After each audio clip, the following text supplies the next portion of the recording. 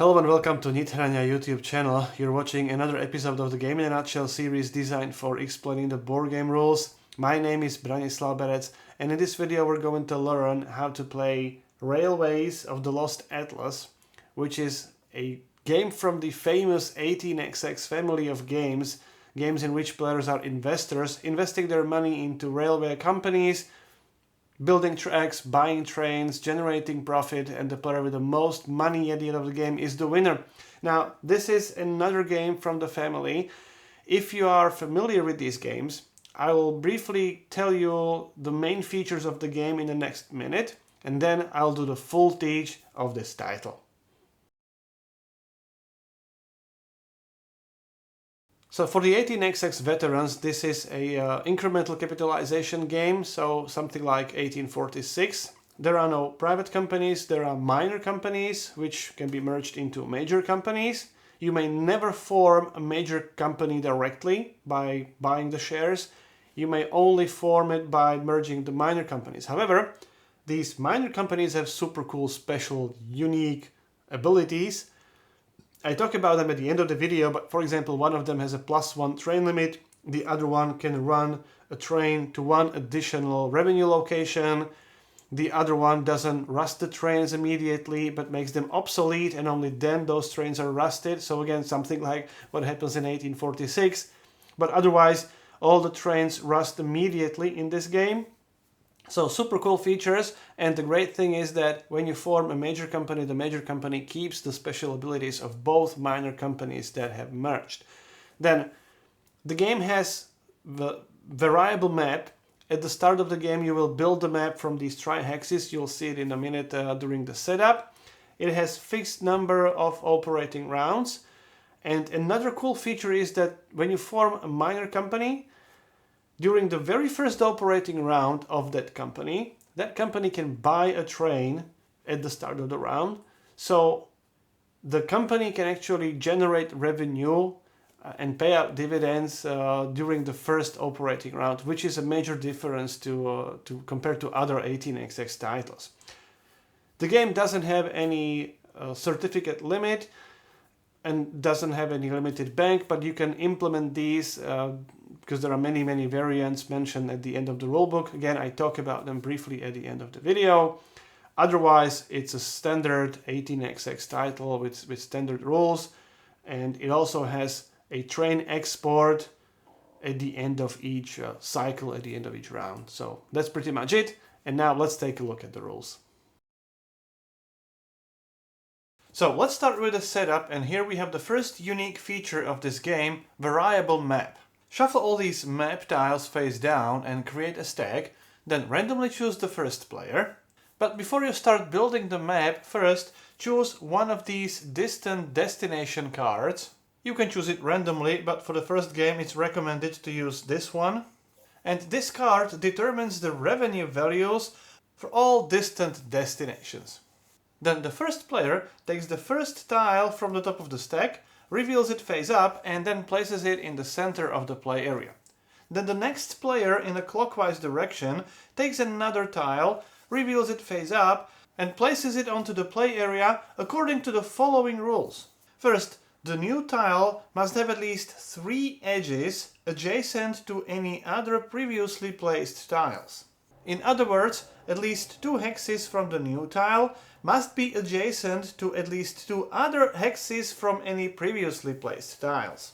So you would not be allowed to place the tile, for example, like this, because here we only have 1 edge adjacent.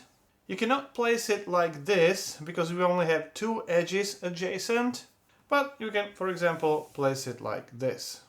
Then the next player in a clockwise direction flips another tile face up and places it onto the play area. And there are 2 more rules to follow. When you take the tile with this black border, with this black hex, make sure that hex is not adjacent to any other hex on the map.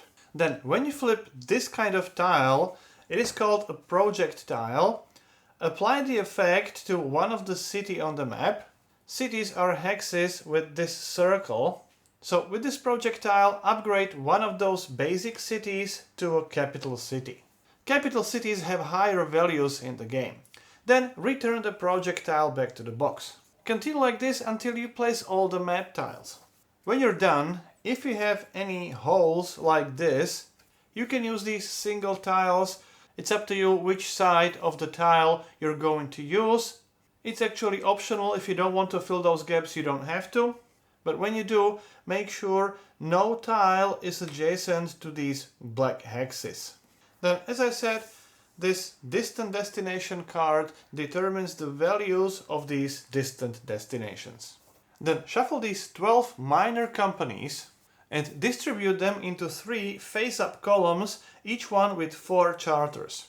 Place the stock tracker, the earnings board and the round tracker near the game board or near the map, and place one of these tokens on the first round of the game and another one on the SR, which stands for stock round. Sort the train cards by their value, the cards with number 2 on the top, cards with number 7 at the bottom. Create a stack of these train cards and then take the train cards with the lowest value and spread them all so that each player can see how many of these trains are available. Then prepare the shares of the major and minor companies. Then distribute the starting capital based on this table in the rule book. So let's say in a 3-player game it's going to be 300 money to each player.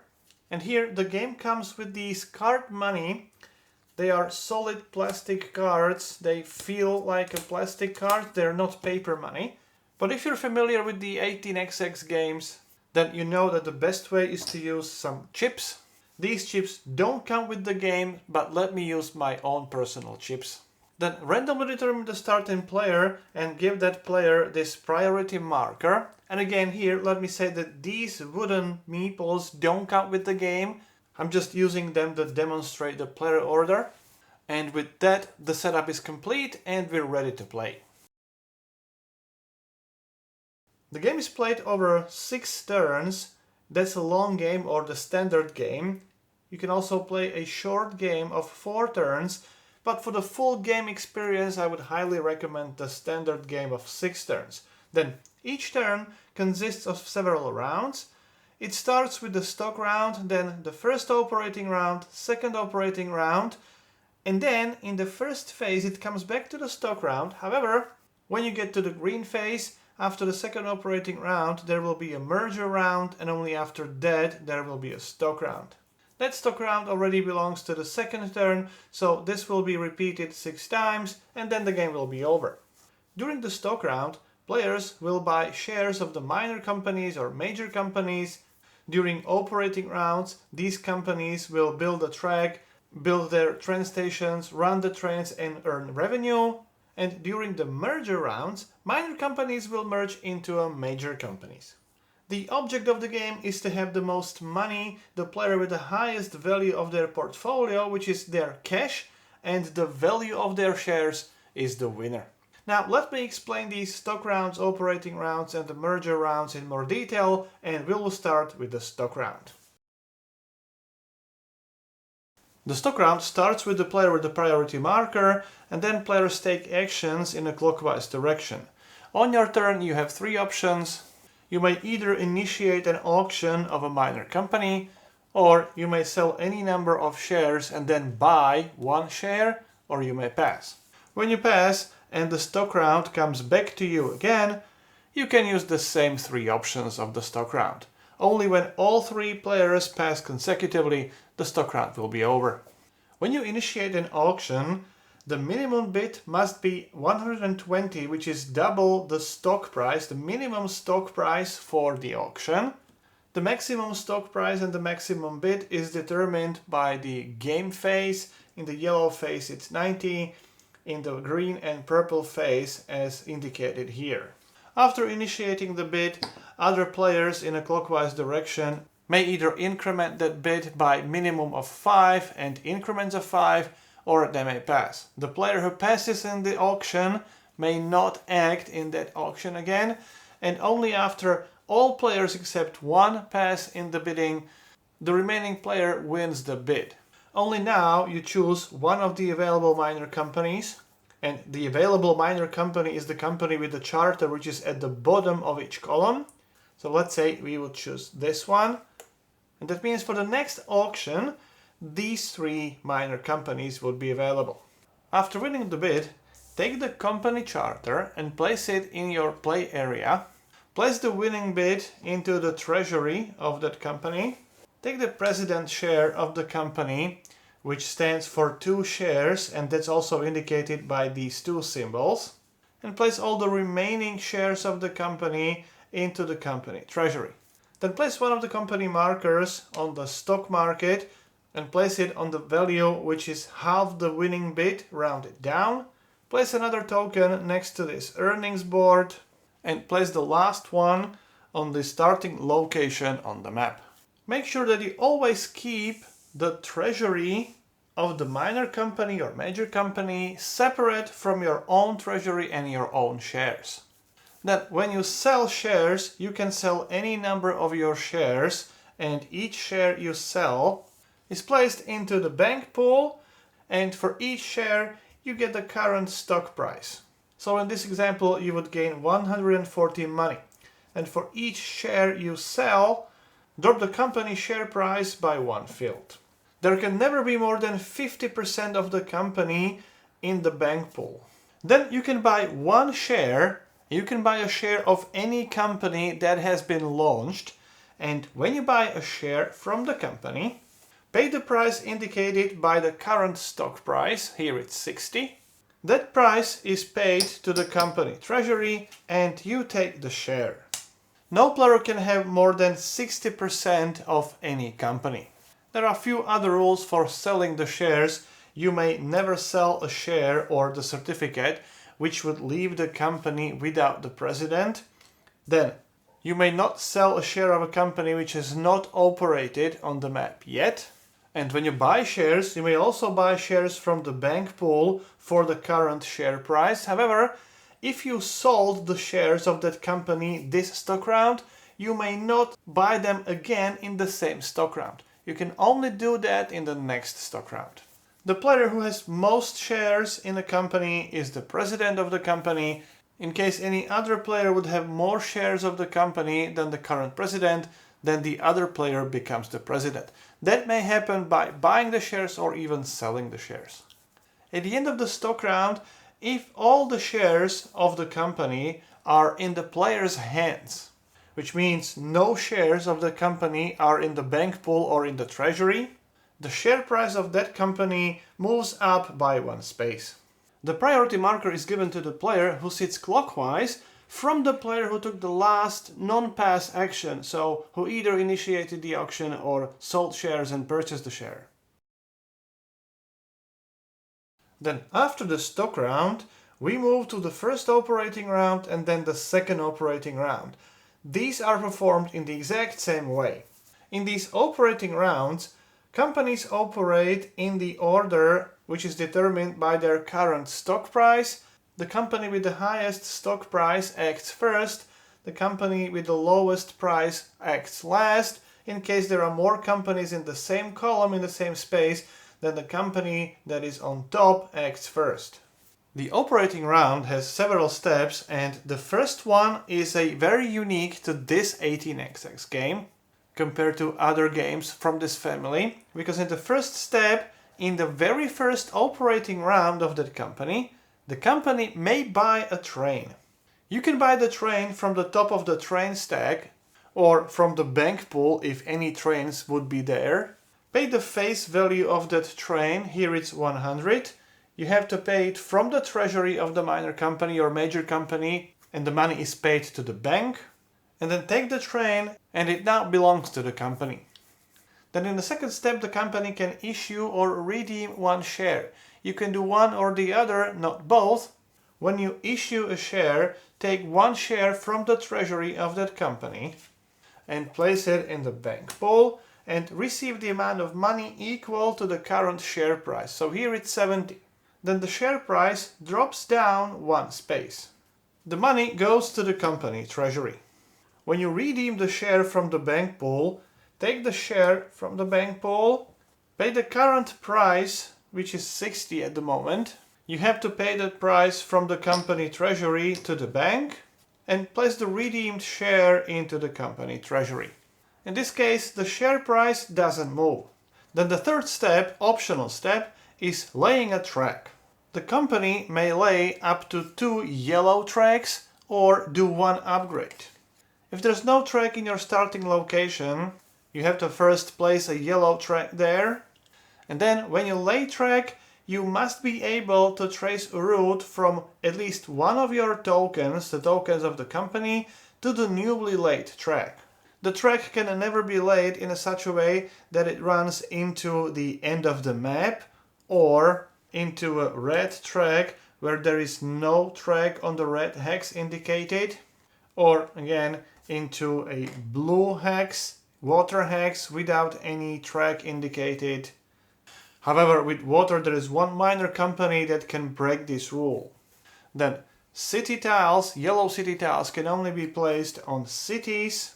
Capital city tiles can only be placed on these capital cities, and plain track tiles can be only placed on the blank tiles, or also on these mountain tiles, but here you have to pay this money, 40 money from the company treasury in order to lay a track there. When you build a track on a tile which is a starting location of a minor company which has not launched yet, that location is still reserved for that minor company, so place a company token next to that city to indicate that it is a starting location for that minor company. Then when you build a track, you can build it in such a way that it runs into another hex which doesn't have any track on that edge yet, because later in the game that hex may be upgraded, and when you upgrade, yellow tracks can be upgraded to green, green can be upgraded to purple, and purple can be upgraded to gray. You can only perform these upgrades if the game is already in the corresponding phase. So if you are in the green phase, you can only upgrade yellow to green. Only when the game reaches the purple phase, you may upgrade green to purple, and so on. When you upgrade the track, you must preserve the original track, and you must be able to reach the new track from at least one of your company tokens. All other building rules apply, which means you may not lay a track in such a way that it runs into an impossible terrain. That means that you would not be able to upgrade this city like this, because again it runs into a water hex.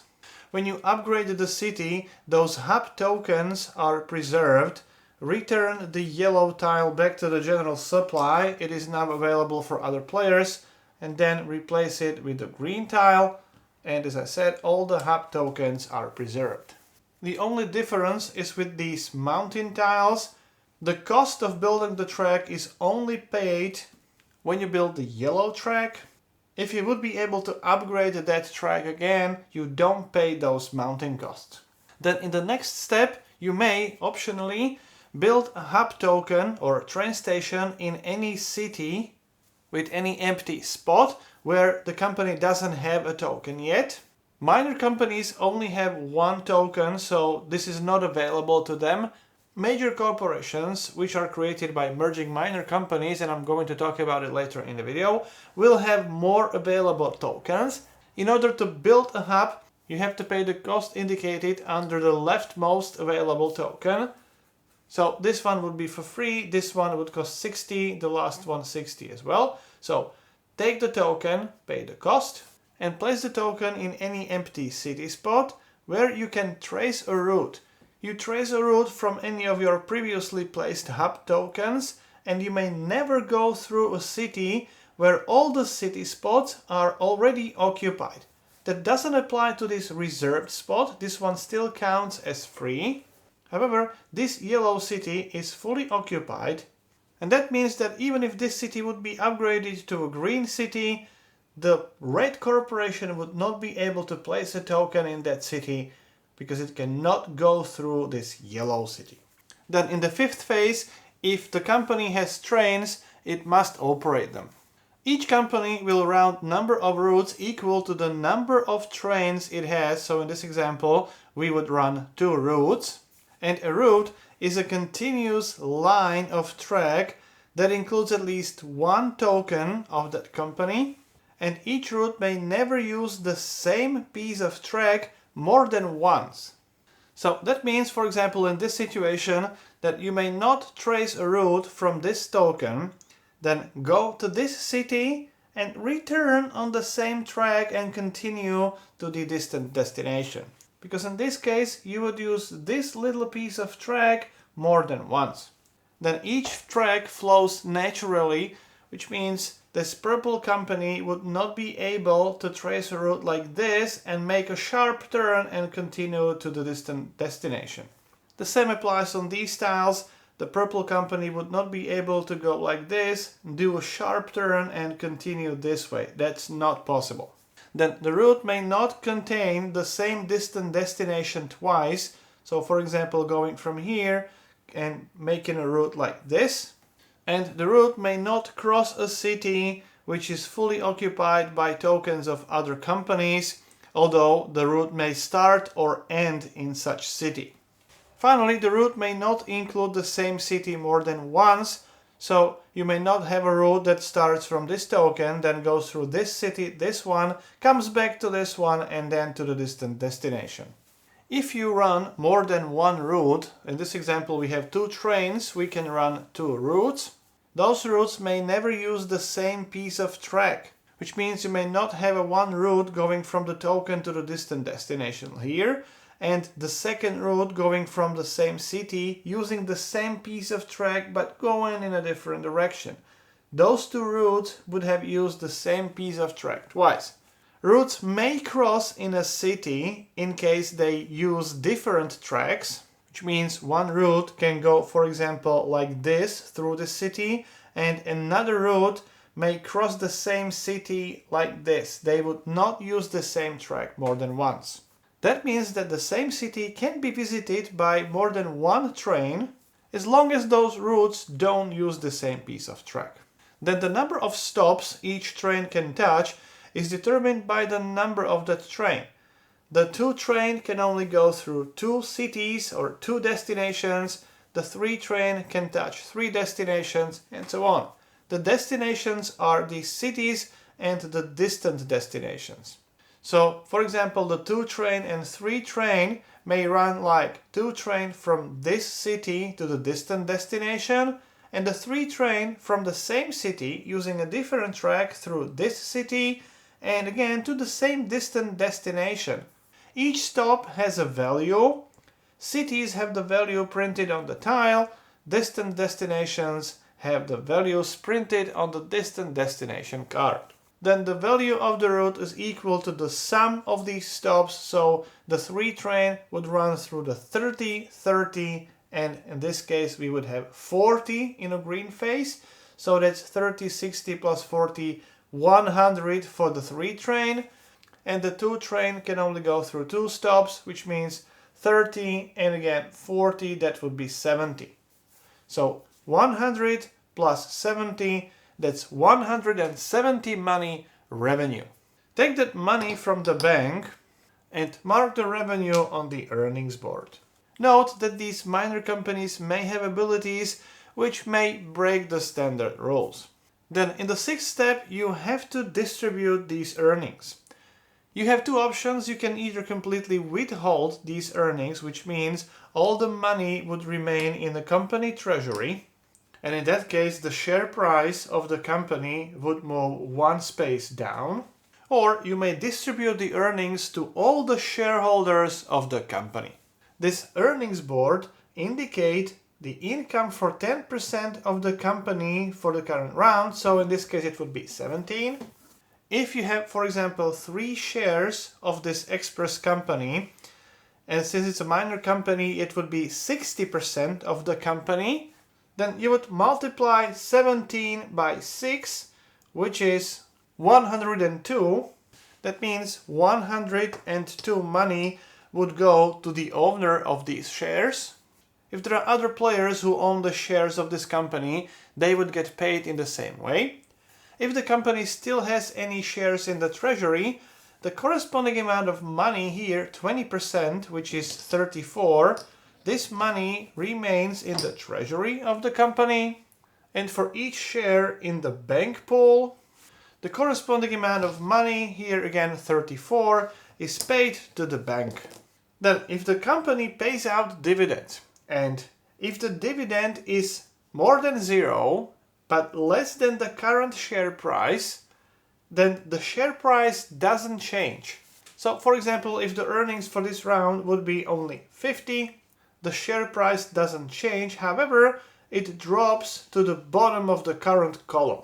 If the total payout is equal or higher than the current share price, then the share price moves up by 1 space. However, if the payout would be equal or higher than the double of the current share price, in our example we had 17 or 170, which is more than 140, in that case the share price moves up by 2 spaces. In the step number 7, the company may use the treasury funds to buy new trains. You can only do that if the company has fewer trains than the limit. That limit is determined by this table. You can also find it in the rulebook. These minor companies have the train limit of 2 trains, later in the game only 1 train. So let's pretend we have these major companies. Their train limit starts at 4 and later it's 3 and 2. So if the company has enough funds in the treasury, it can buy the train either from the stack, which means from the bank, or from another company, or sometimes trains can be found in a bank pool as well. When you buy the train from the bank or the bank pool, you always have to pay the price printed on the card. Here it's 300. When you buy the train from another company, you can only do that if the owner of that company gives a consent to the sale, which usually happens if one player is the owner of both of these companies. In that case, you can buy the train for any value between 1 and all the funds of the company. This is usually a good way how a rich company can help a poor company. You can easily transfer funds. Let's say you can pay 250 money for the 2 train, which only costs 100. Then when you buy the train from the bank, rusting may occur. Rusting is the major key element of these games. First, you obviously have to pay the price to the bank, and then when anyone buys the first train number 4 from the bank, all number 2 trains are permanently removed from the game without any compensation.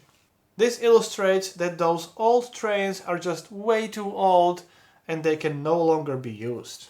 Another rusting event occurs when any player buys the 6th train.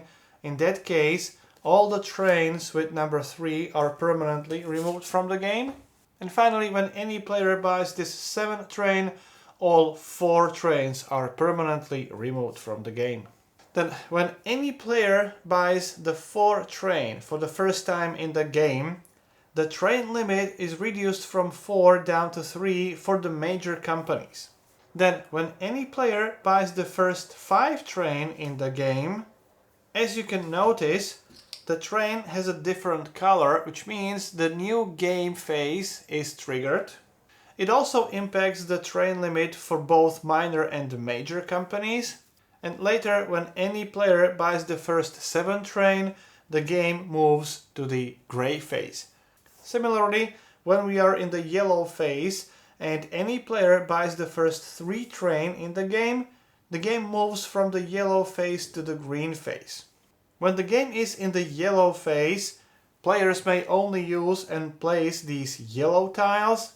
When the game enters the green phase, players are able to upgrade yellow tiles to green tiles, and the same happens in the purple phase and the gray phase.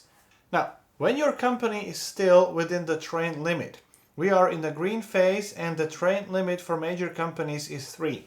When you or any other player buys a train which triggers the new phase, and the train limit is reduced to 2, like in this case, if you have more trains than the train limit, you have to choose one of those trains and discard that train, and the discarded trains are placed in the bank pool. When the first 6 train would be bought, these trains with number 3 would be rusted, which means they would be permanently removed from the game. If you are at the train limit, You may no longer buy new trains even if that train would actually rust one of your existing trains. Then another important rule is that each company must own a train at the end of its operating round. So if during this 7th train purchasing step, the company doesn't have any trains, it must buy a train. You can buy a train from another company, or if you don't succeed in buying a train from another company, you must buy the train from the bank. Now, if the company doesn't have enough money to pay for that train, the president of that company must contribute to purchase the train. The money in the company's treasury is used first. Here we need 550 to buy the 6th train. We have 300 in the company treasury. So we still need 250. Then the president contributes with all their cash. And if it's still not enough, the president of that company must start selling shares. Selling the shares follows the standard rules. However, you may not sell the share of the current company if it results in changing the presidency of that company. In other words, you may not sell the shares of the current company to throw the presidency on someone else. However, you may sell the shares of that company, but you must keep that presidency. Then pay the remaining amount of money to the bank and the company will get a new train.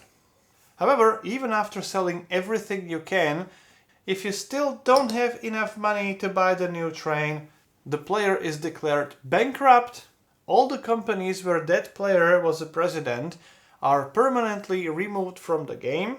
All the shares, all the tokens, everything is returned back to the box. And if any other players have the shares of the bankrupted company, they can exchange those shares for the current share price.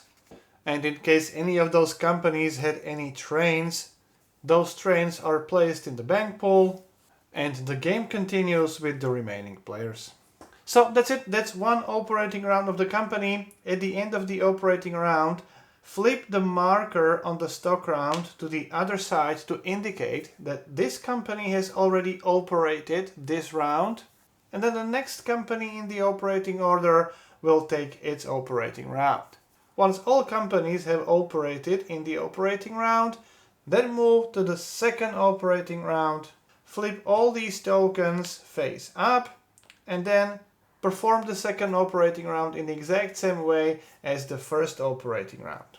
Now, if the game would be still in the yellow phase, based on this line, you would move directly to the stock round of the second turn.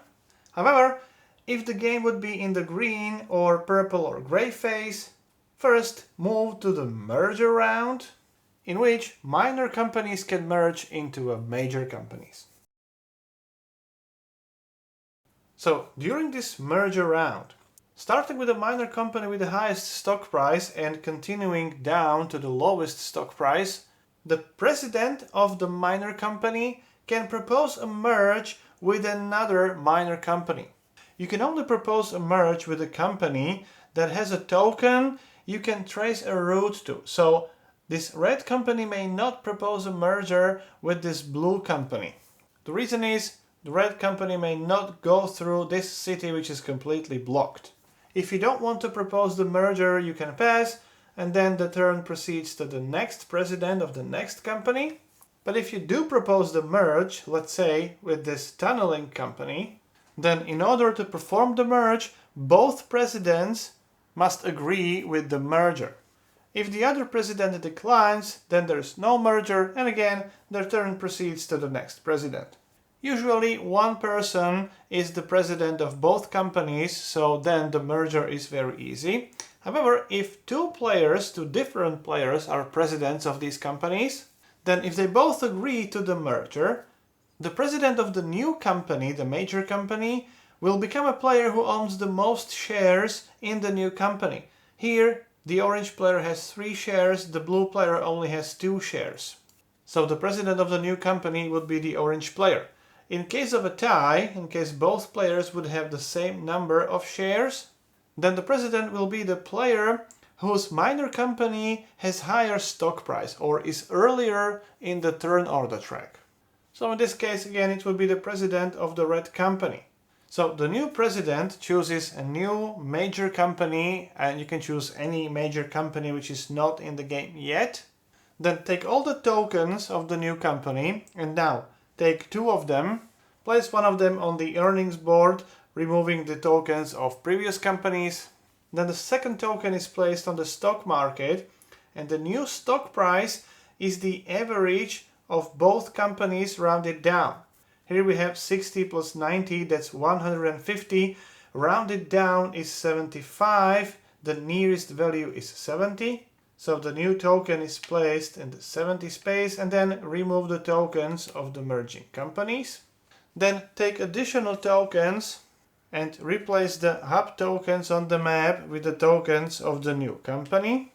And 2 more tokens are placed on the charter in these rightmost spaces. And usually the last one is returned back to the box. It may be needed in some special situations. In case those merging companies would be in the same city, take one of those tokens and place it back on the charter in this free space. Then the owners of the shares of the original minor companies will get the shares of the major company, the president will get the president's certificate, and in our example the second player would receive 3 shares of the new company.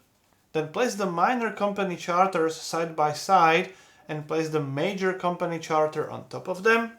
Take all the trains from both companies, all the treasury. All the remaining unsold shares are also still in the treasury of the company. And in case the number of trains would exceed the current train limit, remove some of those trains. The great feature is that the major company still keeps the special abilities of both minor companies. At the end of the turn, before you move to the next stock round, one train, the top available train from the stack, is permanently exported from the game or removed from the game. Only then move the markers to the stock round and the next turn.